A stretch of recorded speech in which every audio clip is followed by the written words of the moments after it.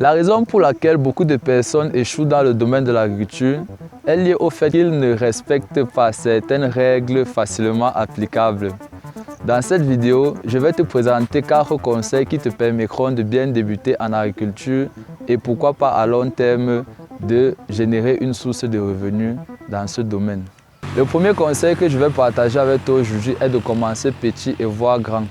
En effet, commencer grand est l'erreur principale que la plupart des gens commettent lorsqu'ils veulent se lancer dans l'agriculture, surtout si ceux-ci sont déjà engagés dans un travail. Ils démarrent une entreprise à grande échelle sans expérience dans le but de générer rapidement un profit.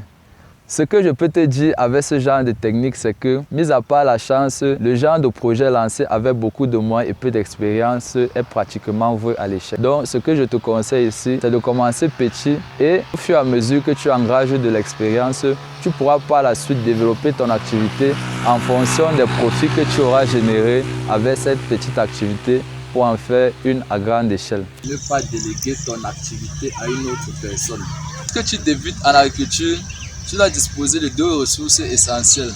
La première ressource, ce sont les intrants agricoles, tandis que la seconde ressource est le temps alloué pour le suivi de ton activité.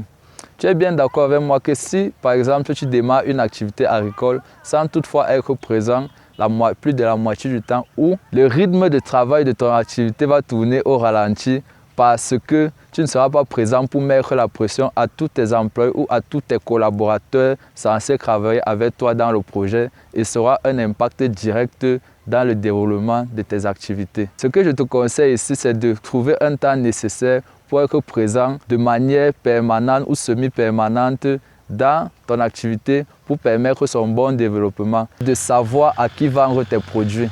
Il y a une citation économique qui dit qu'il faut vendre avant de produire. Ça veut dire que même avant d'avoir ton produit fini, tu dois savoir à qui tu dois écouler ta marchandise rapidement.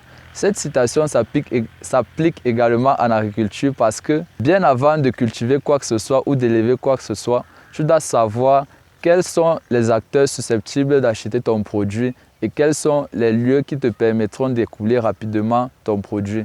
Un conseil que je peux te donner est de faire une rapide étude du marché pour voir la viabilité de ton produit agricole. J'ai fait une vidéo sur comment vendre ton produit agricole.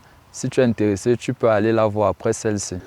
Bon, le dernier conseil que je peux te donner est de ne pas demander de prêt trop tôt. Ce que je veux dire ici, c'est que lorsque tu démarres une entreprise agricole, une activité agricole, le plus simple est de commencer avec tes fonds propres. Ça te permet d'avoir une marge de manœuvre au cas où les choses ne se passent pas bien et que tu veux revenir en arrière. Cela te permet également de voir si ton activité est viable à long terme ou à court terme. Si tu réalises que ton activité est viable, tu pourras ensuite demander des prêts pour permettre le développement plus rapide de ton activité. Ces 4 conseils que je vais te donner, je t'assure que si tu les appliques à la lettre, au moment où tu débutes ton activité agricole, tu auras moins de problèmes et tu pourras développer rapidement ton exploitation. Merci d'avoir regardé cette vidéo. C'était Afanadarius de la chaîne Agribéa. Abonne-toi, partage, commente la vidéo et je te dis à la prochaine. Que du sale, que du sale, que du sale.